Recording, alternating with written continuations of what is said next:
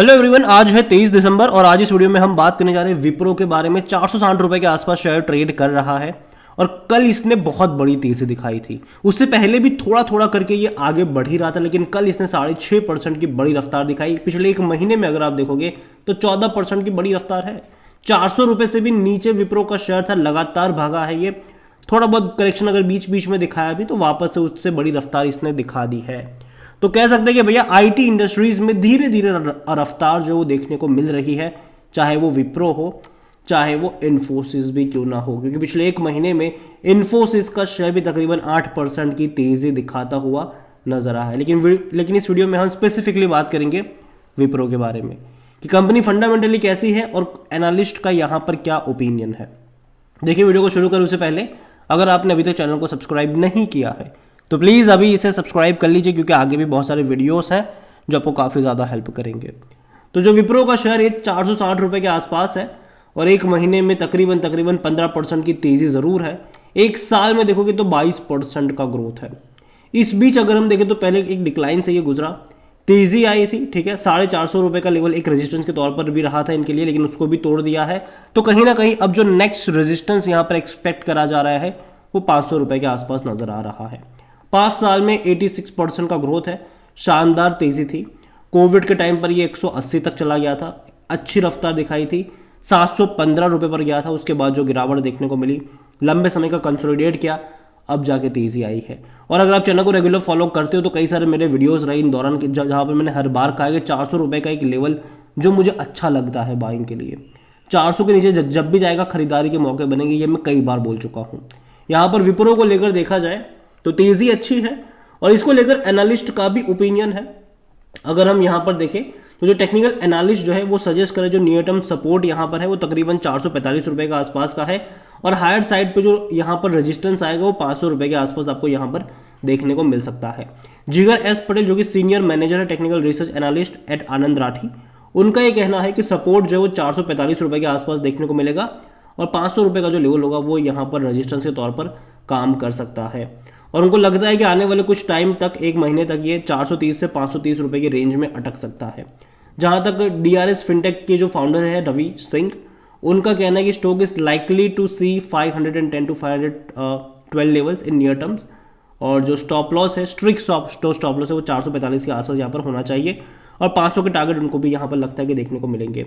AR Ramachandran जो कि tips to trades के हैं, उनका भी ये कहना है कि Wipro stock price look slightly bullish but also overbought on daily technical chart. जो रेजिस्टेंस है वो 480 रुपए के आसपास हो सकता है, उनका ये कहना है, और जो सपोर्ट है वो 445 के आसपास उनको भी लगता है। और जहां तक कुणाल वी परार की बात करें तो उनका ये कहना है कि stock is currently trading above 50 weeks moving average और यहाँ पर अपवर्ड ट्रेंड यहाँ पर रह सकता है और स्टॉक के जो टारगेट है वो 540 से 620 रुपए के आसपास देखने को मिल रहे हैं और जो डाउन साइड पे जो क्रिटिकल सपोर्ट है वो 405 रुपए के आसपास देखने को मिल रहा है। तो देखा जाए तो काफ़ी लोगों के 500 रुपए के टारगेट या फिर कह लो रेजिस्टेंस भी यहाँ पर उन्होंने बताया ज़रूर है और 445 रुपए तक के सपोर्ट यहाँ पर देखने को मिल रहा है। वॉल्यूम देखो बड़ी क्वांटिटी में देखने को मिले थे, विप्रो में जनरली इतने बड़ी क्वांटिटी में शेयर आपको बहुत ही कम टाइम पे देखने को मिलते हैं। 2 करोड़ 30 लाख के आसपास शेयर यहाँ पर ट्रेड हुए थे। इतना ही नहीं, इस कंपनी को लेकर अगर बात करें तो हालांकि जब भी बोनस की बात आती है तो विप्रो सबके दिमाग में आता है, ठीक है, लेकिन डिविडेंड कुछ खास अच्छा ये पे करता नहीं है। अगर आप बोनस देखो तो भाई साहब कई बार बोनस पे कर चुका है ये और आगे भी करेगा अगर शेयर में रफ्तार देखने को मिलेगी। अगर शेयर 600 700 800 के लेवल पे आपको जाता नजर आएगा तो बोनस भी अनाउंस कर देगा ये बहुत जल्दी। आखिरी बार 2019 में पे किया था इन्होंने बोनस और डिविडेंड देखो बहुत कंजूस तो है ये डिविडेंड पे करने में, लेकिन सिर्फ 2022 में ही ऐसा किया था इन्होंने कि 5 रुपए का इंटरम डिविडेंड भी पे कर दिया था, वरना उससे पहले या फिर उसके बाद भी 1 रुपये पर शेयर का डिविडेंड हर साल ये लोग पे करते हैं। जहाँ तक नंबर्स की बात करें रेवेन्यू वाइज अच्छे हैं, बुरे नहीं है, लेकिन अगर हम क्वार्टरली परफॉर्मेंस देखें तब यहाँ पर ग्रोथ नहीं है और भैया ग्रोथ एक्सपेक्टेड होती है बाजारों में। जहाँ तक प्रॉफिट वाइज भी देखें तो भी ग्रोथ नहीं बल्कि डिक्लाइन फेज था इनका प्रॉफिट वाइज और यही वजह भी है कि शेयर में गिरावट भी देखने को हमें यहाँ पर मिल रही थी। विप्रो अगर वैल्यूएशन के हिसाब से देखें तो 19 का पी है, इसका सेक्टर पी 31 का, सस्ता आप इसको कह सकते हैं इतनी तेजी के बावजूद भी। 26% एनालिस्ट है जो खरीदारी करने की यहाँ पर बात कर रहे हैं।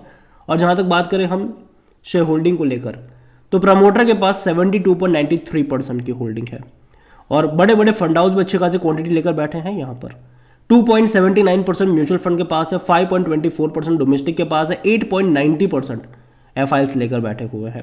रिटेल और अदर की मिलाकर 10.14% की होल्डिंग है, जिनमें से रिटेल इन्वेस्टर यहाँ पर 5.02% की होल्डिंग लेकर बैठे हैं। देखिए ओवरऑल विप्रो डेफिनेटली मुझे एक कंपनी अच्छी लगती है, बस ये है कि भाई साहब बाइंग लेवल आपका सही होना चाहिए। और कई सारे मेरे वीडियोस भी थे जहाँ पर मैंने कहा था कि 400 रुपये के नीचे या उसके आसपास का लेवल मुझे अच्छा लगता है बाइंग के लिहाज से। और अब जब तेज़ी दिखाई है तो मैं यही कहूँगा कि यार देखो लॉन्ग टर्म का आउटलुक मुझे इसका ख़राब तो नहीं लगता है, लेकिन यूएस के ऊपर बहुत ज़्यादा डिपेंडेंसी देखने को मिलती है। तो यूएस में अच्छी खबरें, यहाँ पर तेज़ी, यूएस में बुरी खबरें, यहाँ पर गिरावट। तो इस चीज़ के बारे में आपको ध्यान रखना पड़ेगा। और यहाँ पर इसका जो फ्यूचर होने वाला है, तय होने वाला, चाहे वो विप्रो की बात करें, इन्फोसिस की बात करें, एचसीएल की बात करें, ये वो कंपनियां हैं जिनका ज़्यादातर रेवेन्यू जो है वो यूएस से निकल कर आता है। तो कहीं ना कहीं अगर वहाँ पर प्रॉब्लम आएगी तो इस कंपनी को भी उसकी दिक्कतें फेस करनी पड़ेगी। और यही वजह है कि मैं यही कहूँगा कि अगर आप यहाँ पर निवेश कर रहे हो तो आपको यहाँ पर एक चीज़ के बारे में जानना ज़रूरी है कि यूएस से जब भी कोई अपडेट आएगी उसका असर यहाँ पर ज़रूर पड़ेगा। तो अभी के लिए अगर आपके पास है तो आप इसको होल्ड कर सकते हो 500 रुपये तक के लेवल के लिए, कोई दिक्कत की बात मुझे यहाँ पर लगती नहीं है।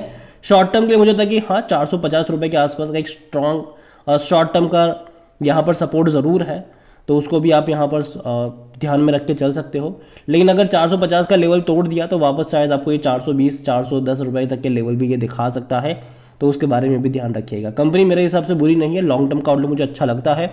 डेफिनेटली ये 500 600 700 तक के भी लेवल आने वाले 2-3 सालों में ज़रूर दिखाएगा, उसमें कोई शक की बात नहीं है। लेकिन शॉर्ट टर्म का जो पीरियड है वो डेफिनेटली थोड़ा बहुत अप्स एंड डाउन वाला यहाँ पर रहने वाला है, जिसका खामियाजा इनको भुगतना तो पड़ेगा। लेकिन ओवरऑल कंपनी अच्छी है, बुरी नहीं है। अगर आपका नज़रिया लॉन्ग टर्म का है तो डरने की बात नहीं है। शॉर्ट टर्म में आपको अप्स एंड डाउन इनके नज़र आएंगे। अभी क्वार्टरली रिजल्ट्स भी आने हैं इनके दिसंबर के, तो वो भी देखना होगा कि किस तरीके से आते हैं। क्योंकि देखो यार एक्सपेक्टेशन उतनी ज़्यादा है नहीं, लेकिन अगर नंबर अच्छे नहीं आए तो शायद वापस से आपको डिक्लाइन एक्सपेक्टेड रहेगा यहाँ पर।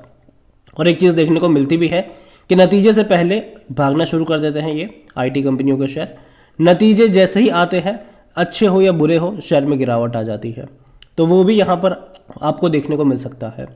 तो नज़र रखिए इसके ऊपर। वीडियो को यहीं पे एंड करूँगा। पसंद आया हो तो लाइक करो, शेयर करें। चैनल में अगर आप पहली बार हैं तो प्लीज़ सब्सक्राइब करें। और विप्रो के बारे में आप क्या सोचते हैं वो भी आप मुझे कमेंट में लिख के बता सकते हैं। इसके अलावा कौन सी आईटी कंपनी आपको पसंद है, भारतीय आईटी कंपनी, वो भी आप मुझे कमेंट में लिख के ज़रूर बताइएगा। Thank you.